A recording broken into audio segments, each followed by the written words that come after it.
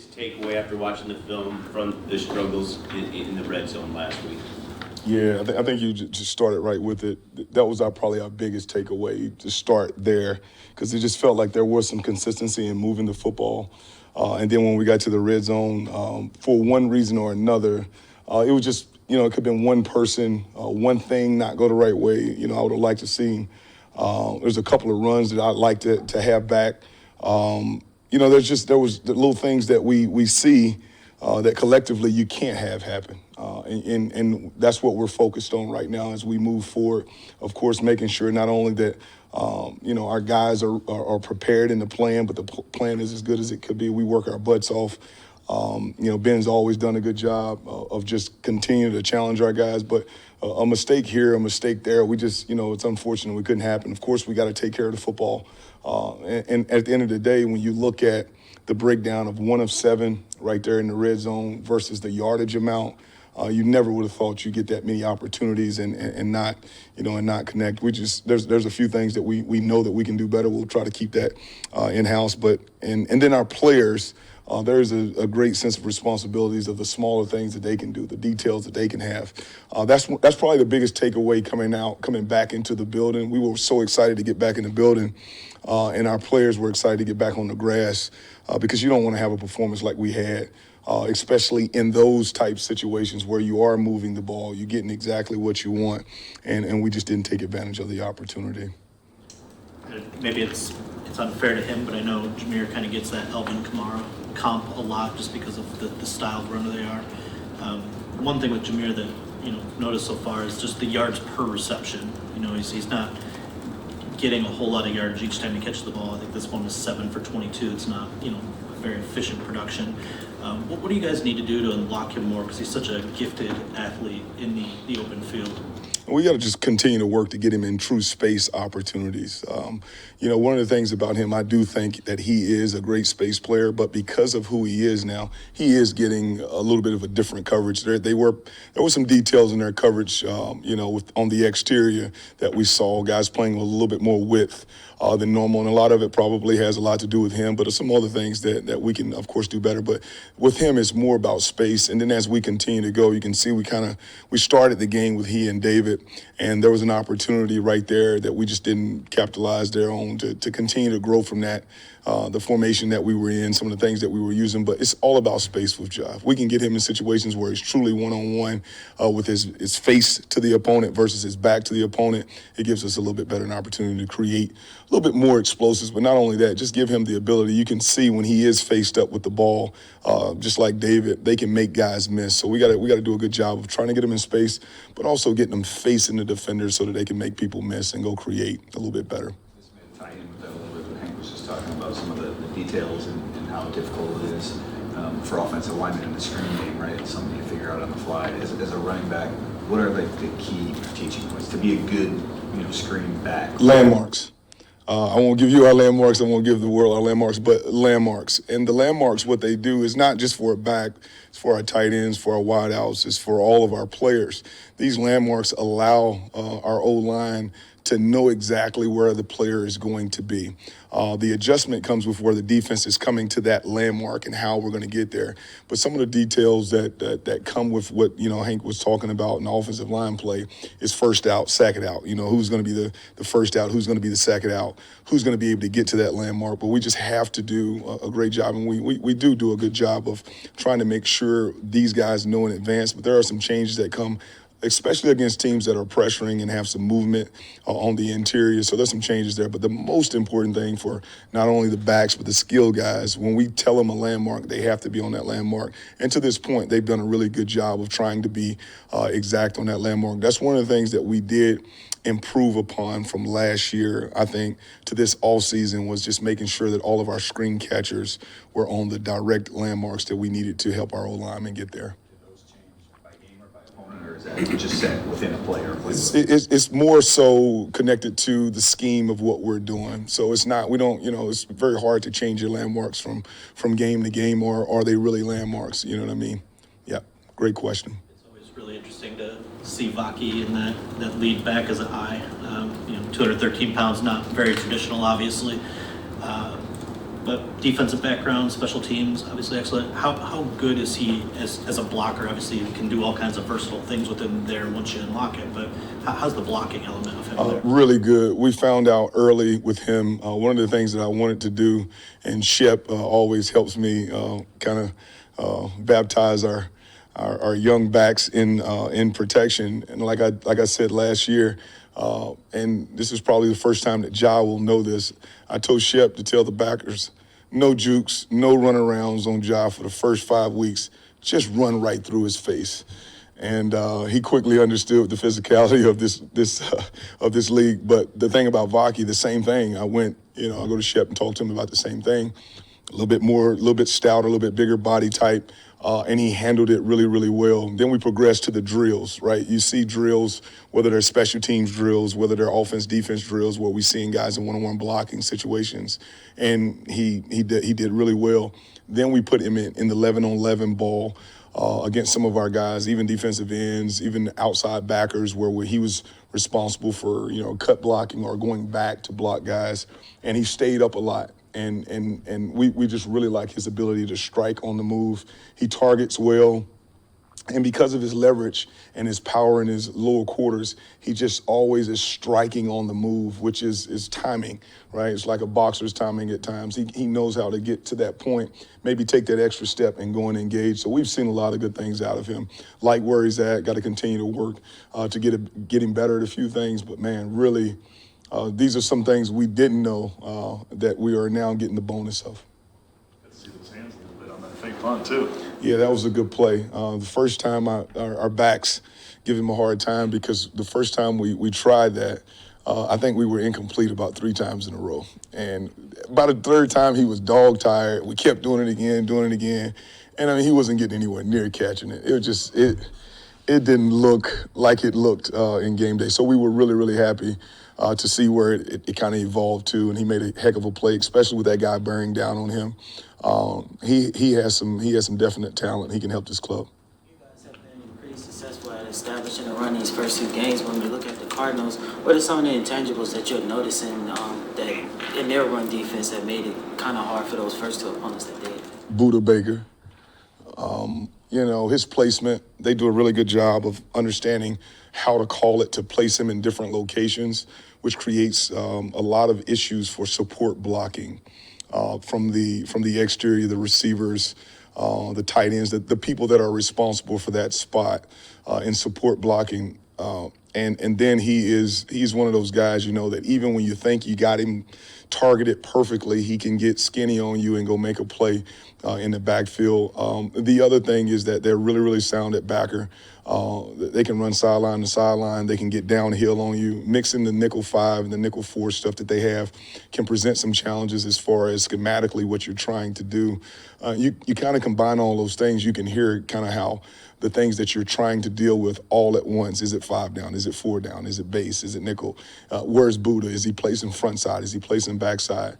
And then, just the ability to add a pressure here and there is giving people some problems in the run game. But being able to get support blocked with him for a lot of people has been very difficult to this point in time. All right. Thanks, guys. It's an all 11 thing when an offense struggles to put it into the end zone in 7 trips to the red zone. I'm just curious, how much, when you went through the film, did you put on your guys? I mean, it's a team effort out there, and we didn't finish the drives. We take pride in our red zone offense, and as an offense, we just didn't get the job done, and that's definitely a point of focus this week, and really every week it's off-season focus, and it's disappointing because when we go down there, we expect, our mindset is we're getting 7. That's what our mindset is. And worst case scenario, we're getting 3, and we just didn't finish those drives, and that can come to bite you and hurt you at the end. When you look at a guy like Gardeck with 3 sacks last week, kind of unconventional body type, 6 foot, 230. What makes guys like that, hard to block for big tackles sometimes? Motor, heart, his willingness to rush the passer, play the run. Those guys, man, they're all day, 60 minutes of football, and that's what he's done his whole career there. And that's what we're anticipating. Those guys are playing well up front. I would say their whole defense is playing well, causing some havoc and confusion. So, but at the end of the day, it's effort, it's heart, it's willingness to do it, and he puts the work in every year. How do you think Frank played the other day? How did Frank play? I know he would like to have a few plays back here and there. It was a heck of a matchup if you watch that whole game between two really good players. So as an offensive line, when you do have just, I don't know, one bad play, it can ruin your whole day. So, you know, he's back on track. It's fine. You know, he had a couple hiccups here and there, but we're good. We've kind of moved past it. He's moved past it. You take that Sunday, you take it. Monday, if it's still lingering, get rid of it and be ready for this week. And that's what I think we have. One of the plays that, you know, people talked about even during the broadcast was that the screen pass when him and Graham both circling. Can you just explain what happened on that play there? I mean, stuff like that happens all over, all the time. If you broke down the league screens and, you know, you're sorting things out on the run, you know, and sometimes you could put blinders on and not realize your buddy's next to you. And so you would love to sort that out better.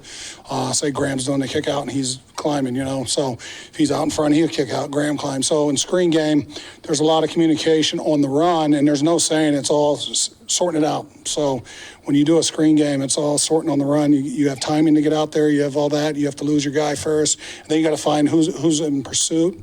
And unfortunately, we just kind of went to the same guy, and we didn't peel up for the next guy. So, you know, that's one play of many out there that we could have, you know, got the job done. And that's how the screen game works anywhere. So throughout the league, there's O-linemen sorting it out on the run. And, you know, we have our set of rules. You know, everybody probably teaches it different.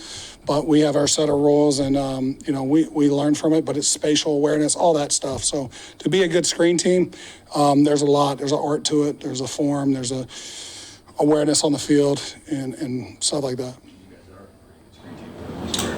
I would like to think we can be. You know, we're always working it. We work it all the time. So unfortunate blunder on that one. But, you know, I don't fault anything, man. They're playing hard, and, you know, it's a decision. You make a split decision and you go with it. And, you know, it's easy, you know, when you got the clicker, hey, why didn't you turn up here? You know, so he knows. He saw it. If he would have recognized it sooner, he would have been up, you know, so.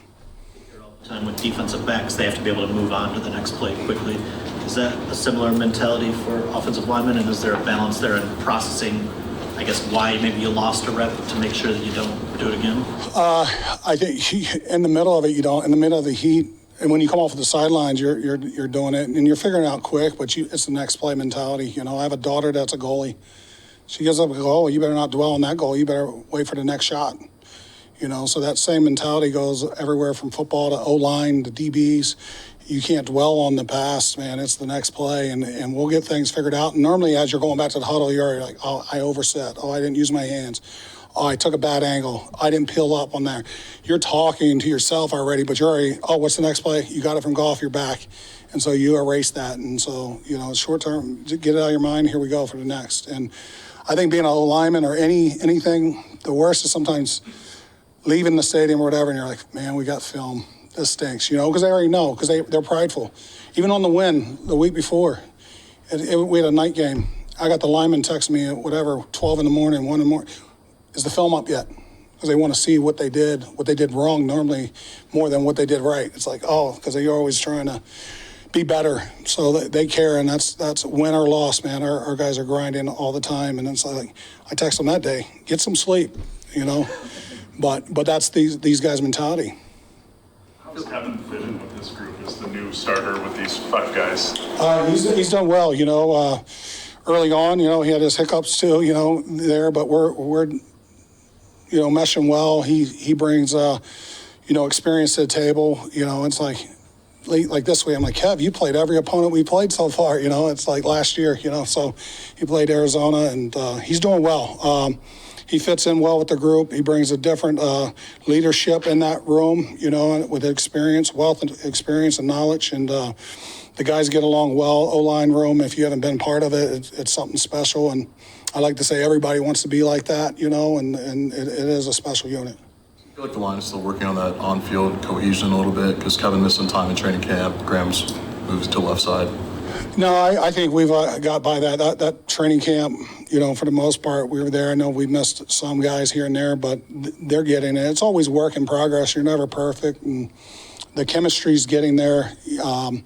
When you're not even having to talk at the front and making your combination blocks and all that, that's where you want to be. We're making some dummy calls here and there, or are they real calls?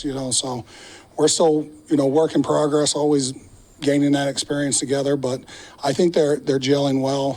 And I always feel like whoever that next guy in, it's always they got to be up to speed with those guys that are playing now. So all the guys that are behind them, Skip, Yodi, it's not ever like, oh, well, Kevin's out. No, you're replacing Kevin. You're going to play at that same level. Kind of a fun one, since we see him every Friday, running those routes, just catching the ball before the start of practice.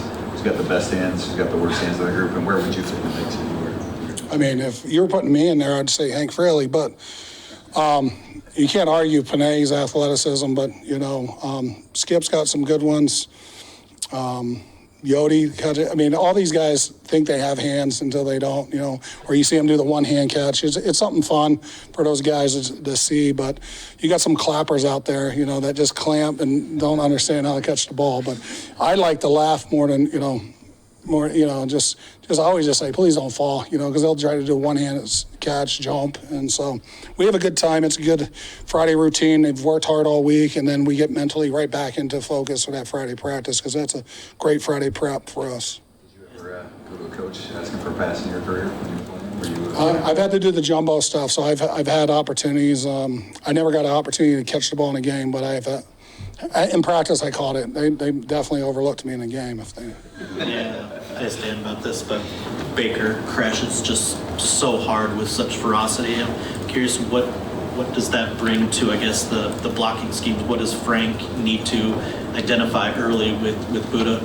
I think we all just got to be ready to go where our assignments, be assignment sound. Rallis and Gannon are doing a nice job out there with the defense and causing havoc in the back end with Buddha and everybody else. They're playing well right now. They're playing fast, moving around a lot. We just got to be on point. It's going to take all of 11 of us in that run game. It takes us all to be on point and to know where we're going, who we're going to. So it's going to be a challenge, on the road. Good environment. They're playing well, so it should be fun, exciting, and he's playing at a very high level. So I think that whole defense is playing hard, and they're doing a nice job. What's it like watching Hutch do his thing right now, and could you see this coming in training camp at all? I haven't been able to watch the other side of the ball as much. I've seen it enough in training camp and OTAs, and it doesn't surprise me. He's a hard worker, and even in walkthroughs he's going. So he's put the time and effort into it, and you've seen his growth each year. That I've been here with him, and he's been here, he's definitely progressing right, and he just works hard. Our guys know it's a handful to block him, all training camp, all spring. I'm sure we're kind of glad we're not always blocking him now, but we definitely do good on good, and it's a great work for Panay and Deck with that guy.